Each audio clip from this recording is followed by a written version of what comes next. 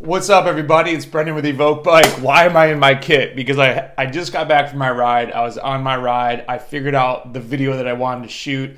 Usually I'm one take Tony, and I shot this video twice today, and I was like, this just sounds kind of negative. Like, why am I don't want to make anything negative. And if you saw on Instagram, I posted that I don't think anybody should be on a sweet spot plan. And I got a bunch of messages that were like, oh, you're going to go in on this person. Oh, you're going to go in on them. I'm like, no, I'm not going in on anybody. I just get a lot. I have safely 45 to 50 emails from people that were like, hey, I've done 2 months, 3 months, 4 months of sweet spot in the off season. Whenever they've done it, just way too much of it. And they're like, I'm plateauing. This is horrible.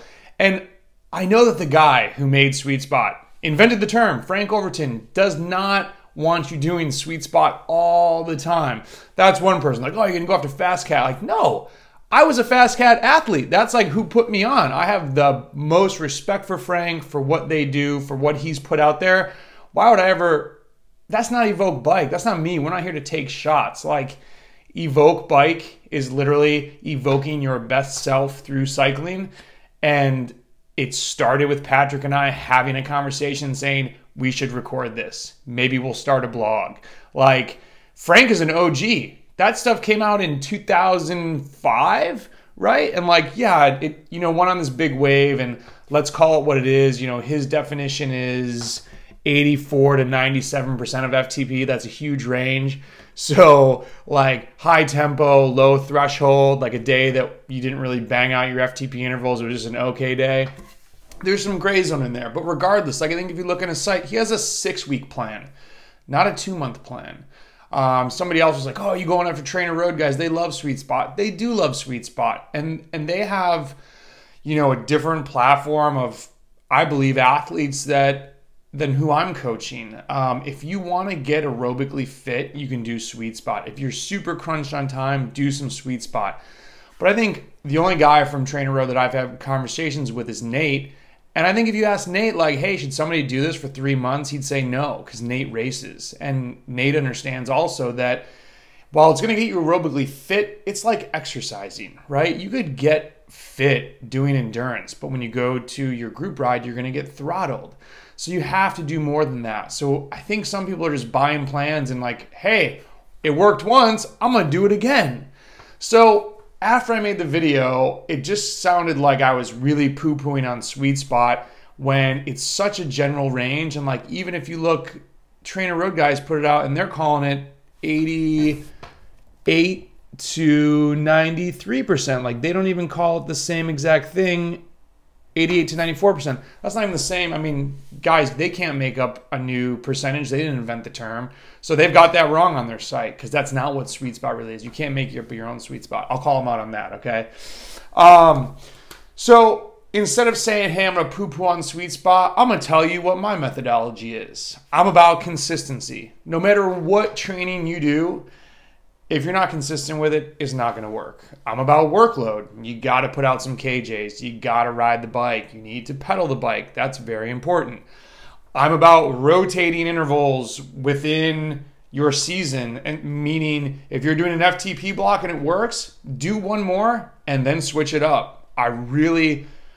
I have never had an athlete before I kind of thought this way. It was like, we're making gains. We're making gains. Let's keep making gains. That third block for someone who's like a time trialist, it just doesn't seem to work. They get really dull. You're almost setting them up for a plateau, even if you go within the range of like, we're obviously not just doing 2x20, 2x30, 1x45. Like, you're progressing through it. But then it's also like, okay, let's do some 10-minute stuff. Let's go at 105 to 107%. How much can we like tease out raw wattage from this person? Do 2 blocks, switch it up. Very, very up the stimulus. That's what I always try to say. And then the other thing is progression. Tim Cusick, as a Fast Cat athlete back in 2009, we progressed, but no one ever went out and said progression, progression, progression. Tim Cusick says it. I don't agree with everything that Tim says. Tim's an amazing coach, but he coaches mostly pros. He even says it in some of his webinars. He's like, amateurs are just a different beast. And we are, because we have a lot of other things going on besides just riding and sitting around and recovering, and we don't have all the insane recovery tools like a masseuse on staff. If you do, that's sick, and I'm super jealous of that or envious of that. But he really came out and said progression. I think that's a great thing, but you're not necessarily progression. Let's call it preseason progression. When you're in the season, if you're in the huge race block, I'm not progressing with intervals. You're staying sharp. You're varying up the stimulus and keeping it event specific. You know, you're going to go in and you're going to have maybe an overload week. And I don't know, we shouldn't get into peaking in this video and stuff like that, but event and athlete specific stimulus, we'll say. So that's kind of my methodology. And you know, the difference in definition is really interesting because even a buddy of mine that I know just through cycling and had reached out through that Instagram post and was like, hey man, I think you're wrong. I'm gonna send you an email, why? And his whole email was like a misunderstanding of what I was calling a sweet spot plan. I'm not against riding at 88 to 97%. That's a video that I'm going to make of why tempo, that's high tempo, right? And low threshold. Tempo is a really good way to get aerobically fit. That's, if you read the original Sweet Spot article from FastCat, and maybe I'll link to it, Frank's talking about, you know, tempo is a great way to get aerobically fit during your base season. And then he's using Sweet Spot for workload before races and in between races to keep your TSS up, your chronic train load up when you need to get a bump. Like, it's not a bad thing. It's just when people are hyper focused on it and they're like, I'm doing Sweet Spot.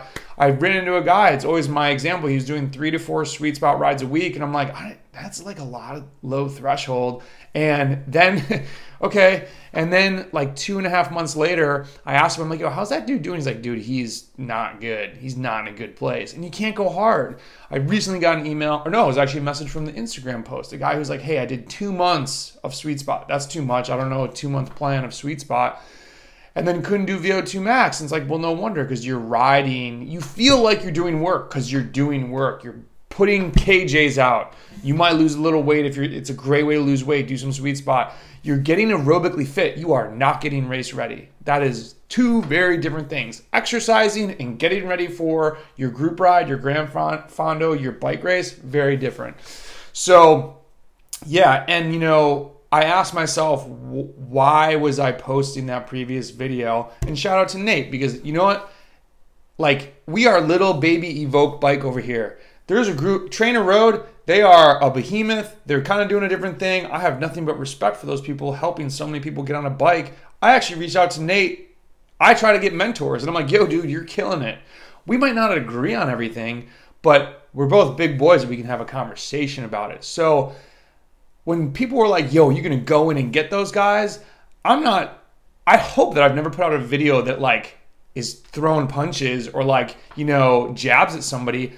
I'm here trying to share what I've learned through coaching a lot of people. Through now, I am so honored that there are people that email me with a training question, because it's like there are forums where you could go out and get 50 answers. The fact that you're going to email me, get an N of 1 response, and like be like, dude, thank you for your time. It's like, no, thank you. Like, that's, I learn from you, you learn from me. Like, we are not for the people. Evoke Bike, we are the people. We're just 3 dudes trying to put stuff out there. Because there's not, you know, cycling, we're this little niche community. It's not like we're baseball where there's all these pros that are giving all their wisdom and all this other stuff. It's just like, we're just trying to put stuff out. So call me out if I'm ever throwing punches. I think the only punch I've ever thrown was calling out teams that race not wise and are just kind of like being the grapefruit and the fruit salad. It's like, come on, let's just go have fun. So, stream of conscious. Drake says, I think better when I'm not sober. I'm very sober. But you know when the endorphins hit. And I was on the ride and I was like, I'm just going to film this. This is One Take Tony. We're out of here. It's time for dinner. Hope you have a great night. Great morning whenever I post this. See ya. Seriously, call me out if I'm a douche.